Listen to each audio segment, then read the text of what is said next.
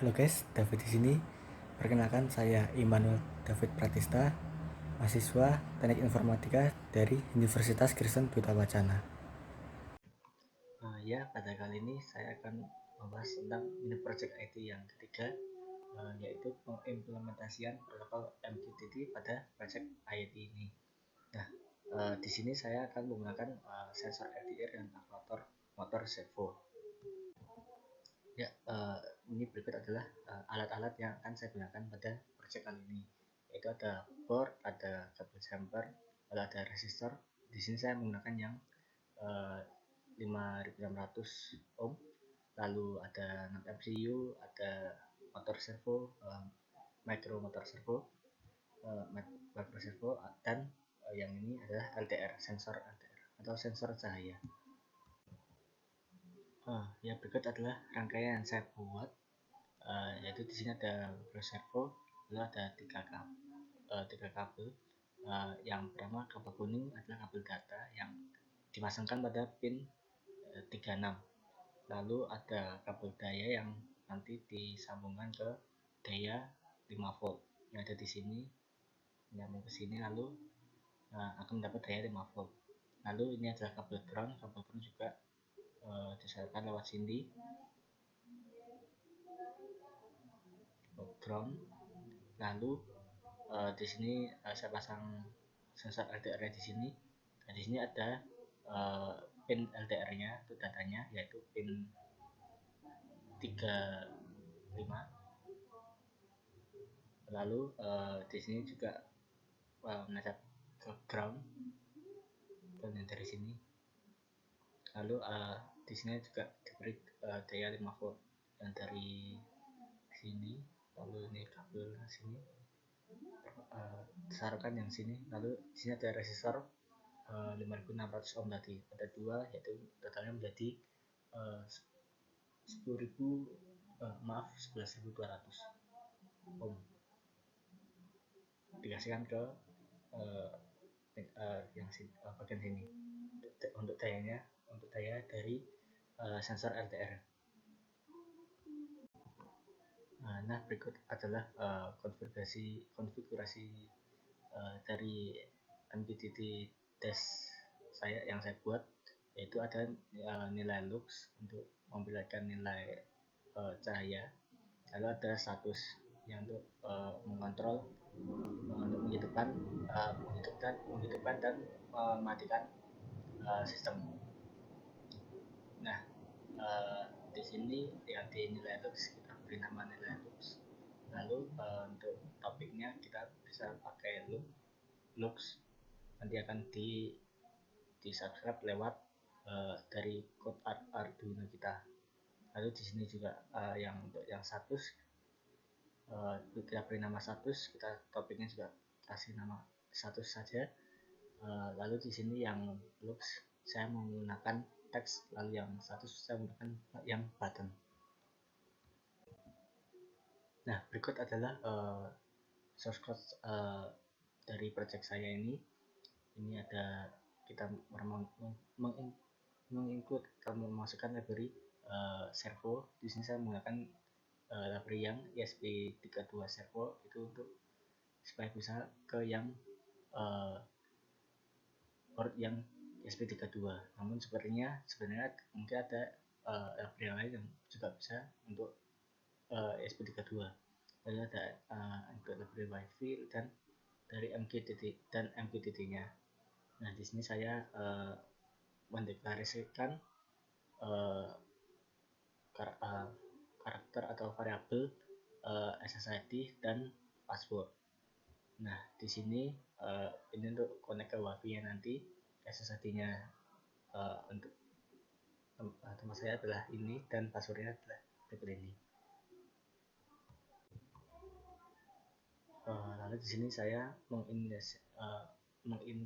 menginisialisasikan objek servo dengan nama servo. Lalu saya buat variabel untuk pin LDR-nya nanti, yaitu 35. Lalu juga variabel lux untuk nanti nilai cahayanya. Lalu ada stats ini untuk status mati dan nyala, saya kasih nilai 6 dulu. Dan ini angel untuk sudut servonya nanti. Nah, di sini ada saya juga menginvestasikan wifi client yang saya beri nama net, dan empty client yang saya beri nama client. Lalu di sini ada fungsi connect untuk mengkonekkan perangkat kita nanti dengan wifi ya, supaya nanti juga bisa terhubung dengan aplikasi dari MQTT testnya tersebut. Nah, pertama ini untuk bagian mengecekkan saja di bagian serialnya nanti. Lalu jika status wifi-nya tidak masih belum terkonek, ini hanya untuk visual saja, seperti menambah titik-titik, seperti berproses seperti itu. Ini berikut ini sama. Nah, lalu ini adalah untuk ketika kita belum connect ke project kita yang di MQTT-nya. Nah, di sini ini sama seperti tadi, connecting untuk penampilan saja, untuk pengecekan apakah sudah connect atau masih berusaha untuk koneksi. Nah, jika tidak, misalnya juga sudah tersambung, nanti akan memberikan bahwa perangkat kita sudah terhubung atau connected. Nah, di sini jangan subscribe dan looks dan status ini untuk mendaftarkan apa yang ada di MQTT-nya kita ke dalam perangkat kita. Lalu ini adalah fungsi sensor cahaya, itu nanti untuk sensor cahayanya, dan nanti fungsi untuk penggerakan dari servonya itu sendiri. Nah, di sini di awal jika statusnya kita hidup, satu itu artinya hidup, kita akan mengaktifkan sensor ini. Dan ini pertama adalah kita buat variabel baru like untuk dapat membaca nilai dari sensor cahaya yang didapatkan dari pinnya tadi. Nah, nanti nilai itu akan dikonversi menjadi satuan lux. Ini adalah jika sistem tidak dapat membaca sensor LTR-nya atau lux-nya nanti nilainya salah, maka akan menggunakan statement bahwa gagal untuk membaca dari sensor LTR. Jika tidak error, maka di serialnya akan di print atau memberikan kita bahwa nilai luxnya terdapat berapa. Nah, di sini karena ini adalah pengubahan kita buat variabel baru namanya lux string. Nah, ini untuk menyimpan nilai lux tapi yang berubah menjadi string. Nah, kenapa seperti ini? Karena untuk memberikan nilai ke aplikasi MQTT-nya, payload-nya itu hanya menerima nilai string saja, tidak bisa nilai float atau int. Dia hanya bisa menerima nilai string atau karakter. Nah, ini claim publish ini untuk memasukkan nilai lux yang kita dapatkan tadi dengan sesuai nilai lux string yang sudah kita ubah ke string tadi ke MQTT-nya.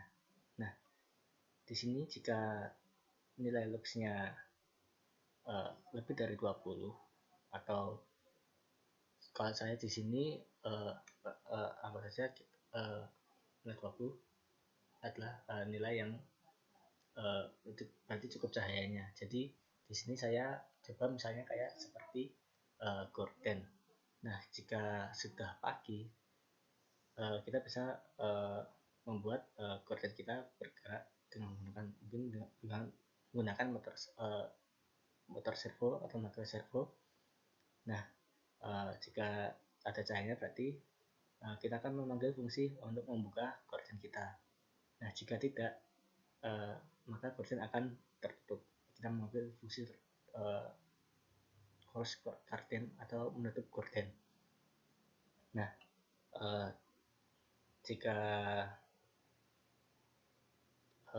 sistemnya mati atau statusnya 0 tidak hidup, maka kita masukkan saja nilai RDR berarti 0 karena memang sistemnya tidak hidup. Nah, di sini ada fungsi open curtain dan close curtain. Sebenarnya ini nanti bisa diedit sendiri lagi tergantung dari mungkin coordinatenya sendiri-sendiri. Nah, di sini kalau saya pakai contoh saja, misalnya dari sudut 0 kita ambil sudutnya 0 dulu. Nah, jika kita akan mengelup supaya nanti water servonya akan bergerak sampai ke sudut tertentu. Nah, ini dari 0 sampai 180 akan ditambah satu terus, dan ini akan memasukkan sudut yang supaya macro servo kita atau motor servo kita bergerak sesuai sudut yang dimasukkan. Di sini ada delay sedikit saja supaya tidak langsung tepat itu saja. Ini ada delay juga untuk setiap for-nya. Setiap ini setelah pemanggilan fungsinya. Itu juga yang close curtain, jika misalnya tadi dari 0 ke 180, berarti kita anggap saja dari sudut 180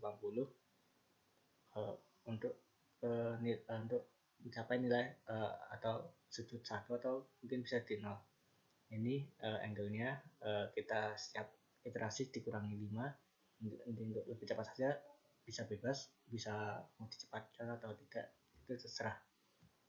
Nah, ini sama seperti yang di atas, masukkan nilai sudutnya. Ini ada delay juga seperti itu, akan terulang sampai ke sudut 0. Nah, lalu di sini ada fungsi message receive yang menerima parameter topik dan payload. Nah, di sini kita menampilkan di serial yaitu incoming, lalu topiknya apa, dan payload ini adalah nilai yang diterima atau ke MQTT-nya. Nah, di sini jika topiknya adalah status, maka kita bisa menambahkan ini jika kondisi lagi, jika payloadnya adalah 1, maka startnya 1, yang berarti itu adalah sistemnya hidup. Jika payloadnya 0, nah nanti di sini berarti startnya itu adalah 0, berarti tidak hidup, berarti yang kita bisa menampilkan di serial bahwa sistemnya mati, seperti itu. Lalu di bagian setupnya kita bisa menambahkan ini adalah pin untuk memasang pin data dari servonya dengan menggunakan attach servo attach. Fungsi dari library servonya kita pasangkan ke pin 36. Ada serial begin, ada wifi begin, ini adalah untuk menggunakan ke wifi nya tadi, dan ini adalah client begin, kita akan menyambungkan ke bagian kliennya itu MQTT-nya. Di sini kita menyambungkan ke broker.shift.io, dan ini adalah netnya. Nah, di sini ada client on message. Nah, ini jika kita sudah sambung menerima pesan, ini adalah pesan yang kita buat fungsinya tadi, message receive. Lalu kita konekkan. Nah, di sini ada fungsi loop atau inti dari project ini. Nah, untuk memulai aktivitas dari sistem ini. Nah, di sini kita akan mulai